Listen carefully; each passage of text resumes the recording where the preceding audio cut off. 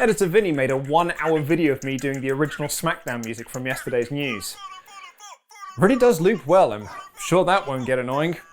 Support WrestleTalk! Make WrestleTalk.com your homepage for all the latest breaking wrestling news. Charlotte Flair was reportedly taken off WrestleMania as she was misdiagnosed as being pregnant, leading to Rhea Ripley defeating Asuka at Mania instead of the original plan, which was for Ripley to debut on the Raw after Mania. Flair returned on that Raw instead, got suspended for about 6 days, then returned to Raw, then got added to the Women's Championship match at WrestleMania as Backlash. Omni Flair gonna Omni Flair. The false pregnancy story came from Andrade in a post-WWE interview, and Flair herself confirmed it, saying that they provided several false tests to show that she wasn't pregnant, but WWE's doctors didn't believe her, which one would imagine would be quite frustrating. Not only that, but Andrade said in that interview with Hugo Savinovich that there's a lot of women backstage who aren't keen on Flair, as she's seen as always taking opportunities from other talent, which makes Rhea Ripley's comments on Raw Talk all the more interesting. She's still mad at being left off WrestleMania. She needs to realize there's a new era of females coming through, and it's time for her to move over. I know she's still salty about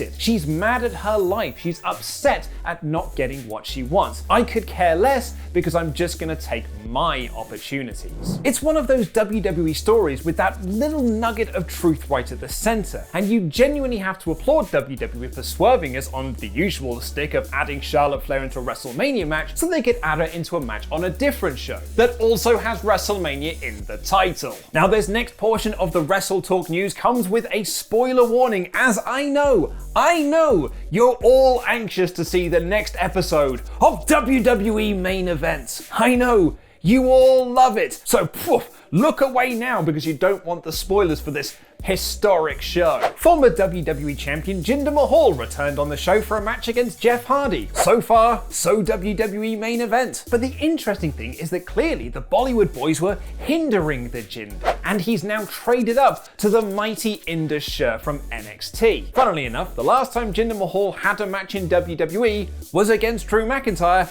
and Indus Sher. Prior to his injury, Mahal was set for a WWE Championship push against McIntyre, and now with Heavy's backing him up, maybe those plans can get started again, if he ever finds his way off Main Events. But now, oh god, it's time, I guess. Yeah, let's review Raw in about 5 minutes. Look, it's no secret that I have not been enjoying Raw as of late, and I know I'm not the only one. I read your comments. But you know what? A broken clock is right twice a day. Maybe this will be the show to end the terrible streak of Raws. Hey, do you like MVP? Well, you're gonna see an awful lot of him cutting promos on this show, because he didn't get just one. He didn't get just two. He didn't get just three. He didn't get 5. He got 4 different promo segments to hype up the main event of Bobby Lashley versus Braun Strowman, which was decided by a coin flip and everyone standing in a row. Oh, and I also guess that definitely not SmackDown general manager Sonya Deville is just on Raw now, and she's feuding with definitely not Raw general manager Adam Pearce. AJ Styles and Omos made their return to Raw after not being seen since WrestleMania to have a match with the team they beat at WrestleMania.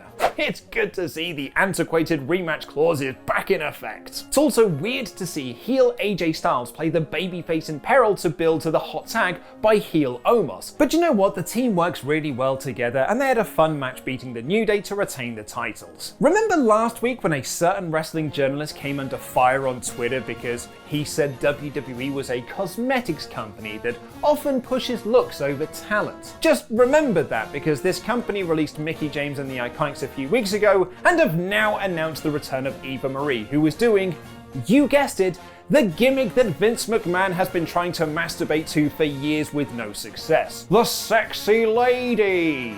We had Emelina tried, Eva Marie tried, Morgan tried, Carmella recently, and it's since been dropped, and now we're back to Eva Marie trying again, who is going to bring an Evolution. I'm sure it will be great, and the comments down below are going to love it. Speaking of things the comment section likes, Charlotte Flair quickly beat Dana Brooke, then had a promo with definitely not Raw or SmackDown general manager Sonya Deville about the women's title match at WrestleMania.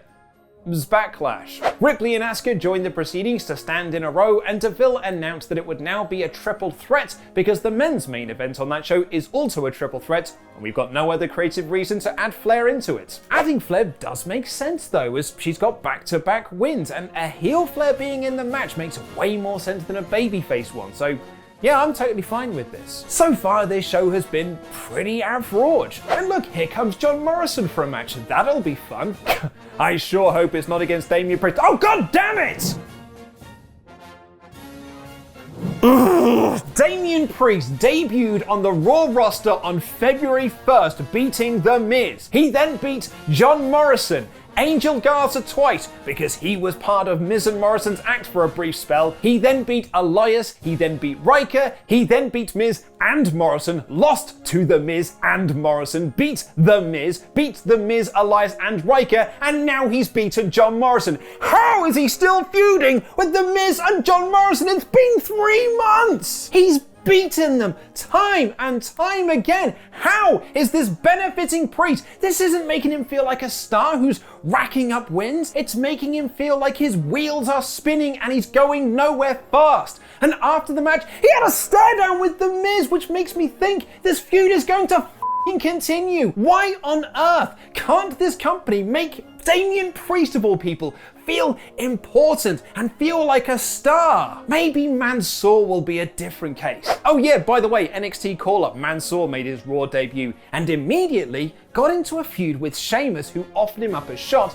at the United States Open Challenge. I know, we've been here before. We've all been burned by NXT call-ups, particularly recently with Keith Lee and Damian Priest, but maybe, just maybe, this one will be different. He's going into a feud with Sheamus over the mid-card title. Maybe this will be the different one. He had a good match with Sheamus that ended in DQ when Humberto Carrillo beat up Sheamus and then Sheamus laid both of them out. I forget I said anything.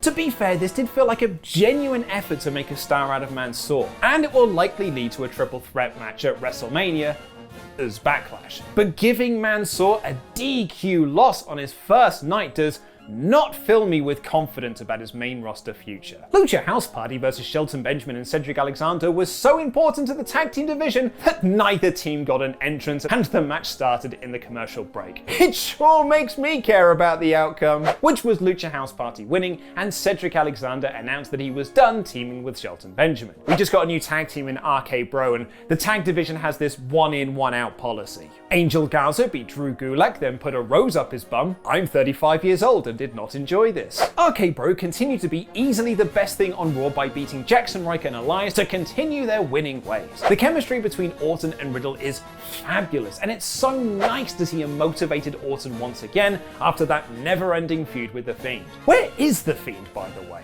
Alexa Bliss cut pretty much the same promo she's done since she turned heel at WrestleMania, only this time pointing out that Lily was behind a few people on this show. Seen here behind Drew Gulak and Angel Garza and behind Sonya Deville. The Deville one is interesting because Bliss said in her promo that someone has caught her eye, which could be her first feud. Either that or she isn't 35 and loved the rose stuff with Gulak and Garza. Nia Jax and Shayna Baszler beat Lana and Naomi. Oh God, who cares? And Bobby Lashley beat Braun Strowman in the main event, which was beefy boys doing beefy things. Drew McIntyre caused the distraction because we hadn't had enough distraction finishes on this show, then laid both of them out. So that was this week's Raw in about 5 minutes. Let me know what you thought of the show using the comment section down below. Part of this week's Raw felt like a genuine effort to move things forward, but God, there was a lot of stuff that was the same as last week, and the same as the week before that, and the same as all the weeks before that going back to February. But you know what? Remarkably, it wasn't as bad as it has been recently. This week's Raw is a very low 2 out of 5 poor. What the heckins is Throwback SmackDown? Seems WWE don't know either. Click the video on screen to find out more, and I'll be reviewing Raw in more detail, probably getting more angry, with the WrestleTalk podcast later on with the Jam That Champion, El Fakador Laurie Blake. So